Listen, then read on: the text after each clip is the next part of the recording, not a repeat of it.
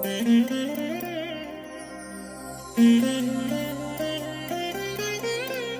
దినం పరము నుండి దిగివచ్చు మాట, ఇది నీ జీవితానికి వెలుగుల బాట, నీ ఒడిలో ఉంచబడిన దీవెనల మూట, అద్భుతాల ఆనంద ఊట. మార్చి 31 సంవత్సరమంతా మీరు బైబిల్ చదివి ముగించడానికి ఈరోజు మీరు చదవలసిన లేఖన భాగము న్యాయాధిపతులు 11, 12 అధ్యాయములు. సాయంత్రం లూకా సువార్త 6వ అధ్యాయము 1 నుండి 26 వరకు. ప్రియమైన దేవుని బిడ్డలారా, ఈ ఉదయకాల సమయంలో ప్రభు యొక్క సన్నిధి మీకు తోడైనుగాక. ఎలా ఉన్నారు? బాగున్నారు కదూ? మీ కొరకు ప్రభు సన్నిధిలో జ్ఞాపకం చేసుకుంటున్నాం. ఆయన హస్తం మిమ్మల్ని బలపరుస్తుంది. ఆయన ఆలోచన చక్కని త్రోవ మీకు చూపిస్తుంది. ఆయన ప్రణాళిక మీకు మేలుకరంగా మారుతుంది. కష్టాల కొలిమిలో ఉన్న మీకు గొప్ప ఆదరణ ఆయన మీకు అనుగ్రహిస్తారు. ఆ కష్టాల నుండి మిమ్మల్ని వెలుపలికి బయటకు తీసుకొస్తారు. మీరు ఎంతో ఆనందిస్తారు.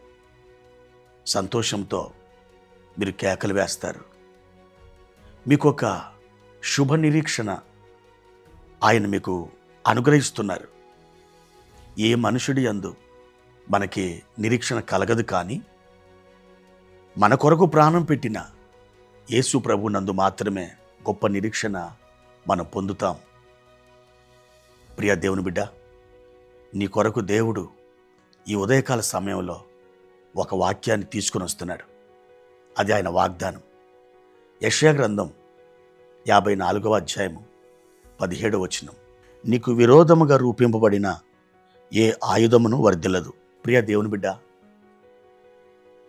నీ జీవితంలో నీకు వ్యతిరేకంగా ఎన్నో శక్తులు, ఎంతోమంది వ్యక్తులు నిన్ను నాశనం చేయడానికి లేచి ఉండొచ్చు.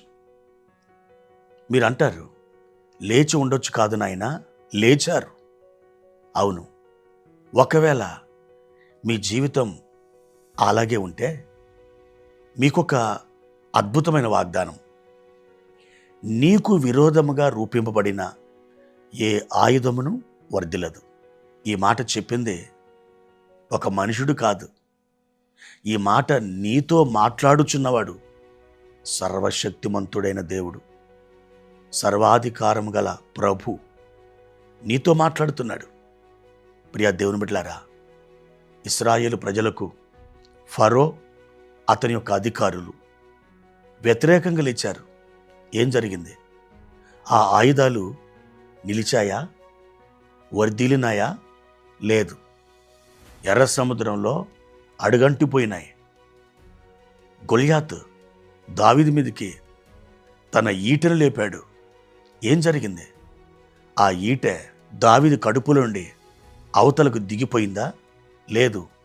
దావీదు చేతిలోని ఆ నున్నటి రాయి వాణ్ణి నుదుట కొట్టి బోర్ల బొక్కల పడేస్తే దావీదు పరిగెత్తుకుని వెళ్ళి వాని ఖడ్గంతోనే వాని తలను నరికి పడేశాడు.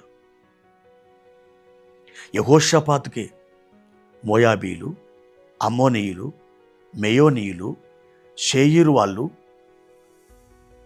ఒక గొప్ప సైన్యముగా బయలుదేరి అతని మీదకి యుద్ధానికి వచ్చినప్పుడు ఏమి సంభవించింది? వారు వర్ధిల్లారా?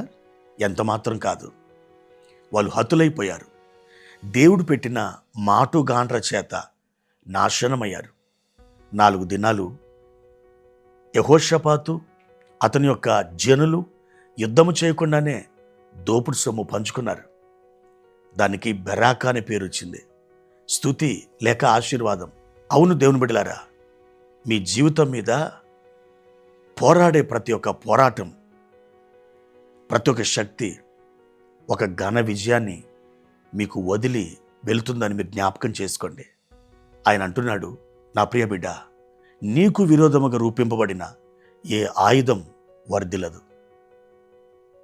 ఇది దేవుడు నీతో మాట్లాడుతున్నాడు. దేవుడు నీకు మేలు చేయడానికి, దేవుడు గొప్ప విజయాన్ని ఇవ్వడానికి ఆయన ఇష్టపడుతున్నాడు. సమస్త కృపలతో నువ్వు నింపబడి నీ దీవెన మార్గంలో నువ్వు సాగి వెళ్తావు. నీవు ఒక దీవెన పాత్రగా మార్చబడతావు. నీ నిరీక్షణ వ్యర్థం కాదు. నీ ఎదురుచూపు ఏమాత్రం కూడా అవమానముగా మారదు. ప్రియ దేవుని బిడ్డ, ప్రభు తట్టు తిరుగు. గొప్ప కార్యాలు నువ్వు చూడబోతున్నావు. ప్రార్థన. ప్రియమైన తండ్రి, మీ ఘనమైన నామానికి వందనాలు. ఈ ఉదయకాల సమయంలో ప్రభువా, నీకు విరోధంగా రూపింపబడిన ఏ ఆయుధమును వర్ధిల్లదని ఒక గొప్ప వాగ్దానాన్ని మీరు మాకు ఇస్తున్నారు. ఈ వాగ్దానం ప్రకారం మేము ముందుకు సాగుతున్నాం. మా తండ్రి, నీవు మాకు కేడమై ఉండగా ఏ ఆయుధం మమ్మల్ని నాశనము చేయదు, నాశనము చేయలేదు.